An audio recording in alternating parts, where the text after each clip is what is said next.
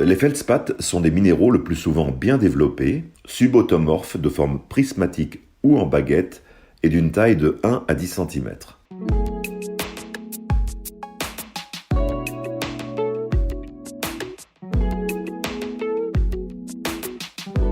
Ce sont des minéraux clairs, le plus souvent incolores, blancs ou rosés. Leur éclat est bien particulier au niveau des plans de clivage, sous la forme de faces miroitantes nacrées.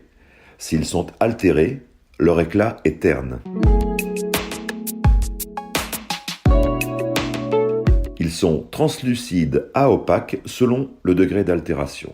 Ils se fracturent sous la forme de cassures irrégulières, mais aussi sous deux plans de clivage nets bien visibles et formant un angle voisin de 90 degrés. À rechercher absolument pour être sûr de l'identification.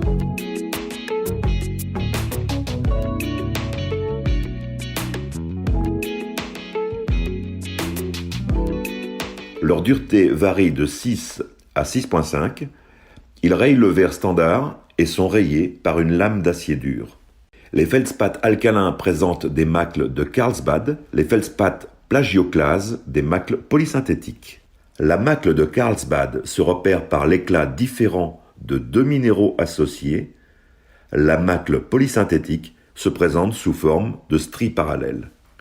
Différencier les deux séries de feldspaths, alcalin et plagioclase, n'est pas toujours aisé. Il faut prendre en compte les autres minéraux présents dans la roche et rechercher les macles spécifiques. Ils ne font pas effervescence à l'acide chlorhydrique. À ne pas confondre avec le quartz, avec qui il coexiste dans de nombreuses roches.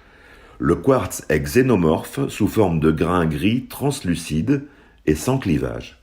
La présence de deux plans de clivage formant un angle d'environ 90 degrés distingue les feldspaths de tous les autres minéraux communs, à l'exception de l'halite et des pyroxènes. La dureté 2,5 et le goût salé de l'halite sont deux critères de distinction clairs. La couleur foncée des pyroxènes contraste nettement avec les teintes claires des feldspaths. Les feldspaths sont des minéraux importants des roches magmatiques acides et intermédiaires.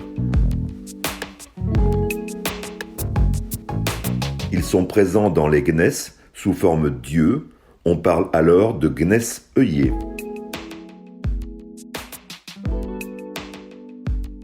Facilement altérables en argile, les feldspaths sont beaucoup moins abondants dans les formations sédimentaires détritiques.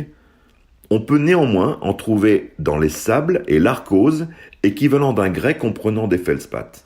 Si vous devez retenir trois éléments clés de ces cristaux des champs, c'est l'étymologie du mot feldspath. 1. Ce sont des minéraux clairs.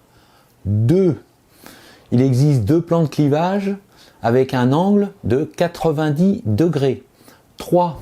Faces miroitantes de ces plans de clivage. Les feldspaths sont une source d'alumine et sont utilisés dans la fabrication du verre et de la porcelaine notamment. Il y a un feldspath tout à fait particulier, un feldspath plagioclase que l'on appelle la labradorite, que vous connaissez peut-être déjà, car il a un jeu de couleurs tout à fait étonnant. Je vous conseille de continuer sur l'identification des minéraux dans une roche par le quartz.